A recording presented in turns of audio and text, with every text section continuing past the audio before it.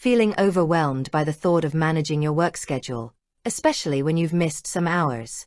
Whether it's for an unexpected sick day or a pre-planned appointment, we've all been there. It's a tricky situation to navigate, and the last thing you want is for it to affect your paycheck or career progression. It can be a real headache trying to figure out how to handle it all correctly. We're not just talking about the financial impact either. There's the stress of falling behind on projects, the worry of what your manager thinks, and the simple administrative burden of filling out forms and logging your time correctly. It can feel like a never-ending cycle of catching up. But what if there was a better way? A way to handle missed time with confidence and clarity, ensuring you're fairly compensated and your work-life balance remains intact? Today, we're diving deep into the nitty-gritty of adjusting for missed hours and sick leave. This isn't just about a simple email to your boss. We'll cover everything from company policies to communication best practices, and even how to proactively manage your time so you can bounce back smoothly. By the end of this video, you'll have a complete roadmap to navigate these situations like a pro. So grab a pen and paper, because we're about to demystify this critical part of your professional life. Understanding your company's policy. The first and most crucial step in this process is to understand your company's policy. I know, it sounds boring, but trust me, it's the most powerful tool you have. Every company has its own rules and procedures for handling absences. You need to know what they are before you do anything else. So, where do you find this information? Start with your employee handbook.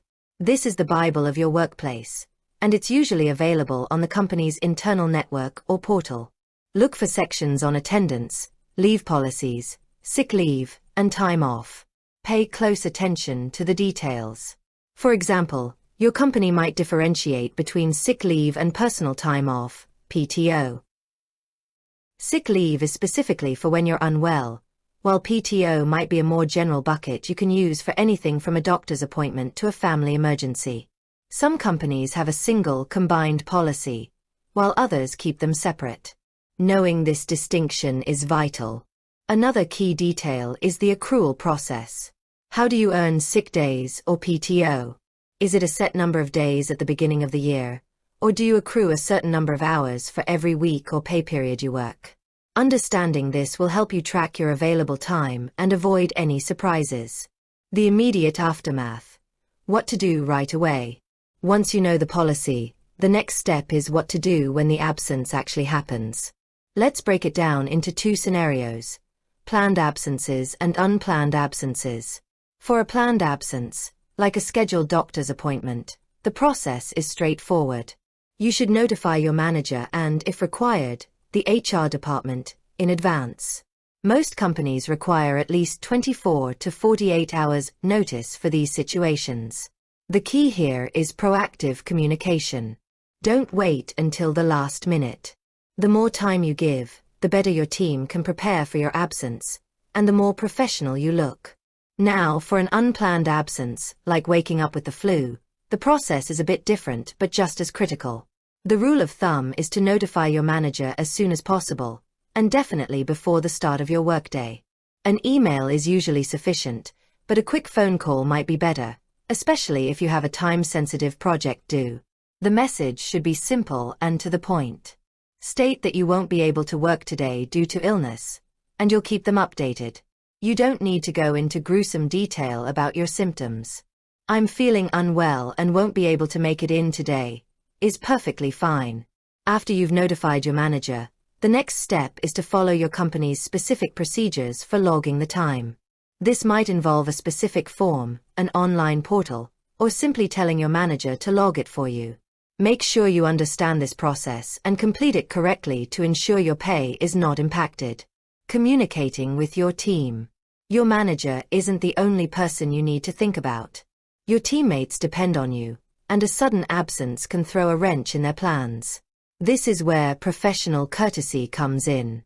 If you have a team, and especially if you're working on a collaborative project, it's a good idea to send a brief, separate email to them.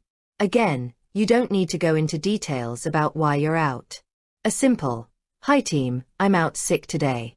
I'll be checking emails periodically and will follow up on project name tomorrow," Please reach out to coworker's name. In the meantime, if anything urgent comes up, is perfect. This accomplishes a few things. First, it shows you're thinking about the team and the impact of your absence. Second, it directs them to a point of contact, which helps them avoid getting stuck. Third, it sets expectations for your availability. The phrase, "I'll be checking emails periodically," is important. It signals that you're not completely disconnected, but you're not fully working either. It's a delicate balance that shows commitment without over-promising. The adjustment process. Logging your time. Okay, so you've been absent. Now comes the part where you actually have to log those missed hours. This is where understanding your company's policy truly pays off. Most companies use some form of time tracking software. Whether it's a simple spreadsheet, an in-house system, or a major platform like Workday or Kronos, you'll need to know how to use it. First, identify the correct category for your absence. Is it sick leave, PTO, or unpaid leave? Using the wrong code could lead to an incorrect deduction from your time bank or even your paycheck. For example, if you use PTO when you should have used sick leave, you might exhaust your vacation days and not have them available when you want them later. Second, be precise with the hours. If you were out for a full day, log a full day. If you had a 2-hour doctor's appointment in the middle of the day, log those 2 hours. Don't be tempted to fudge the numbers. Integrity is key, and it will save you a lot of headaches down the line if an audit ever occurs. Third, what if you don't have enough sick leave or PTO to cover the absence? This is a common situation. In this case, your absence will likely be considered unpaid leave. This means you won't be paid for those hours, and the deduction will be reflected in your next paycheck. It's important to be aware of this and plan accordingly. If you find yourself in this situation frequently, it might be a good idea to speak with HR about your options, which could include a short-term disability policy or other company benefits. Catching up. How to get back on track. Coming back to work after an absence can be daunting. You'll likely have a backlog of emails and projects to catch up on. The key is to be strategic and avoid getting overwhelmed. Start by tackling your inbox. Don't try to respond to every email immediately. Instead, scan them quickly. Flag the urgent ones first and respond to those. Create a separate folder for the non-urgent ones you can address later. This will help you get a handle on what's critical and what can wait. With that said, thanks for watching, and until next time.